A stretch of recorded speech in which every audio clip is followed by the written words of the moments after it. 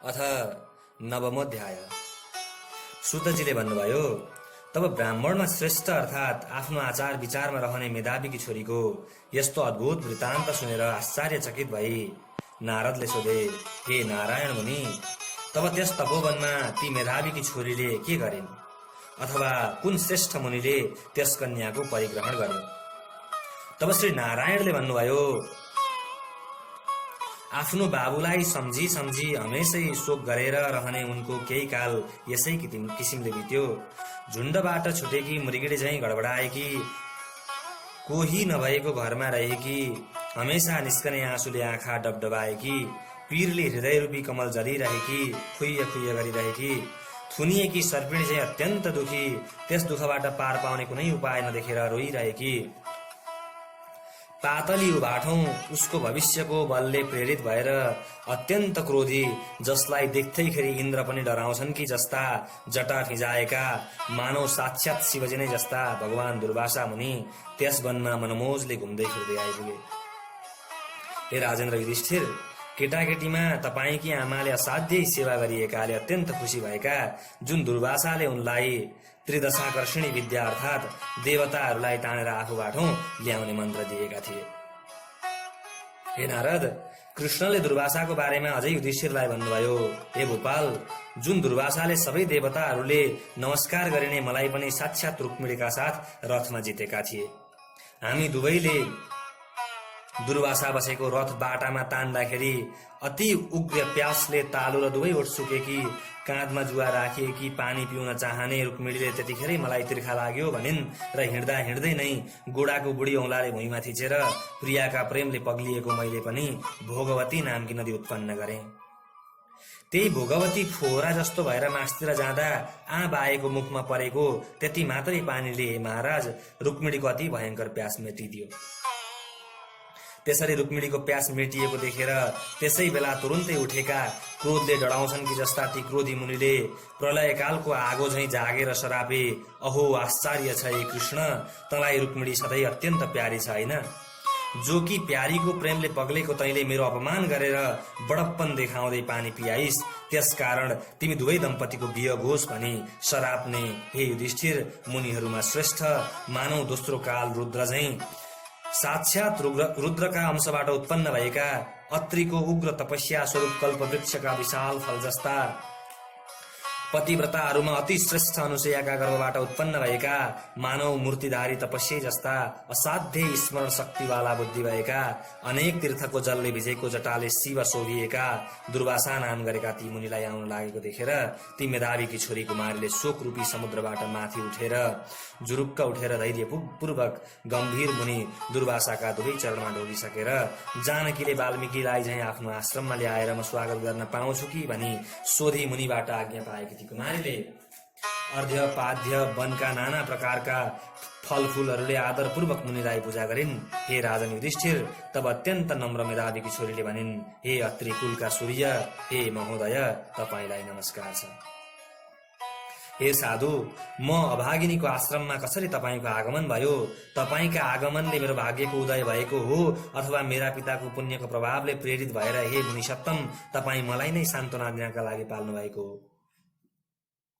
तपाई जस्ता महात्माको तीर्थहरू अति पवित्र चरणको धुलो छुन पाएकी मेरो जन्म सफल भयो। नियमहरूमा रहनु रूप व्रत पनि आज मेरो सफल भयो। तपाई जस्ता महान पुण्यात्माको जो मैले दर्शन पाएँ त्यसैले आज मेरो पुण्य सफल भयो। यति भन्दा ती कुमारी मुनिका अगाडि चुपचाप उभिरहिन्। तब शंकरका अंशबाट उत्पन्न भएका दुर्वासा मुनिले केही मुस्कुराएर भने, ठिक छ ब्राह्मण पुत्री, तिमीले पितृकुलको उद्धार गर्यौ। यस्ती छोरी हुनु मेधा ऋषिको शुद्ध तपस्याको फल हो। तिम्रो धर्मात्मा शील स्वभाव जानेर नै म कैलाशबाट यहाँ आएको हुँ। तिम्रो आश्रममा म आइपुगेर तिमीबाट राम्रोसित पुजिए पनि हे बरारो, हे अब म चाँडै नै बदरिकाश्रम लोकको कल्याणका लागि एकाग्र भएर अति उग्र तपस्या गरिरहेका सनातन मुनीश्वर नारायण भगवानको दर्शन गर्न जान्छु।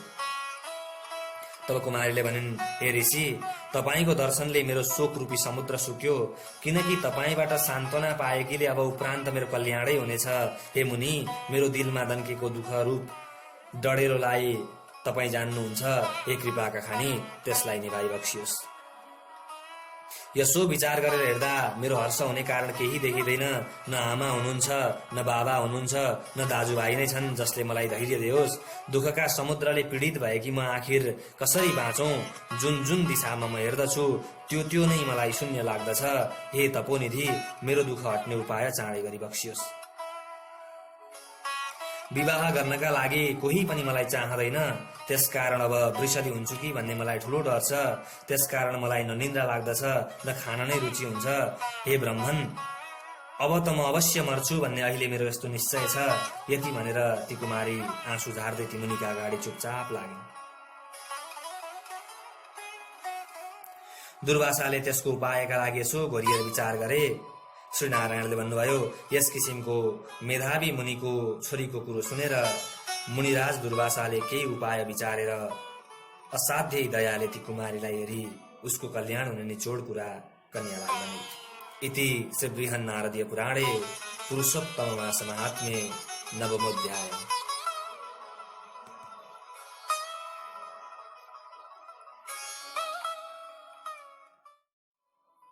अथ दशमोऽध्याय।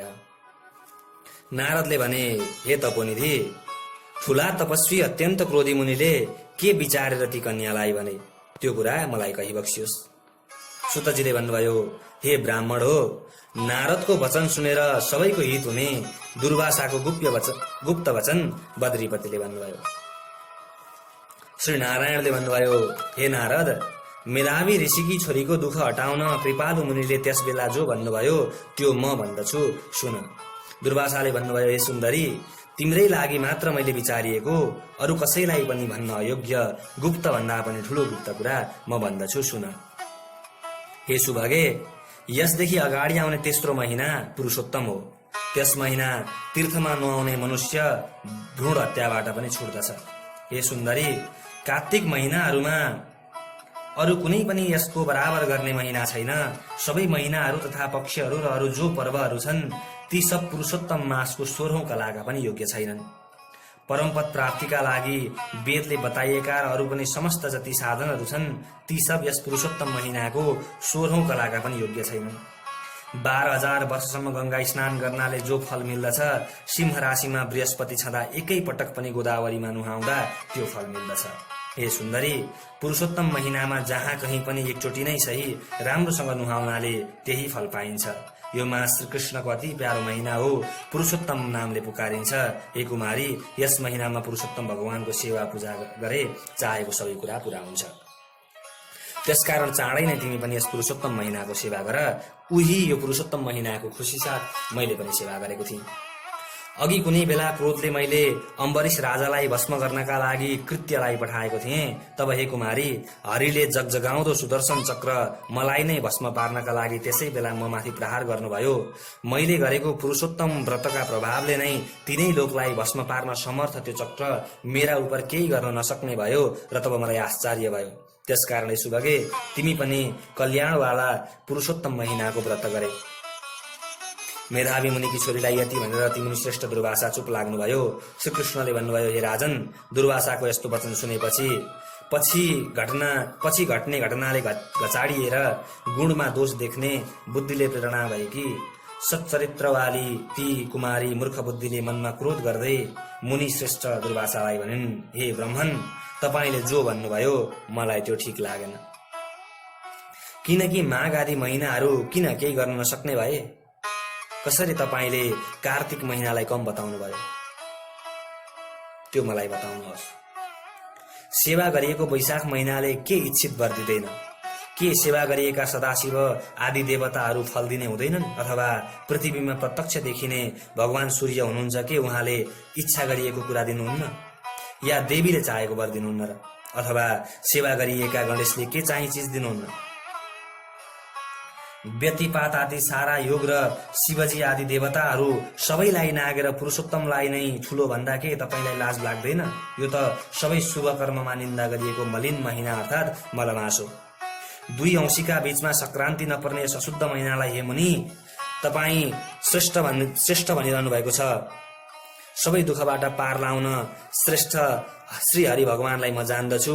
हे भूदेव, रात दिन चिन्ता गर्ने भएकी म जानकीका पति राम अथवा पार्वतीका पति शङ्कर भन्दा ठूलो अरू कसैलाई देख्दिन। हे विपेन्द्र, यी दुई भन्दा ठूलो अर्को कुनै पनि देवता छैन जो मेरो दुःख हटाओस्। उपरोक्त ती सब देवताहरूलाई छाडेर हे मुनि, तपाईँ किन मलमासको प्रशंसा गाइरहनु भएको छ?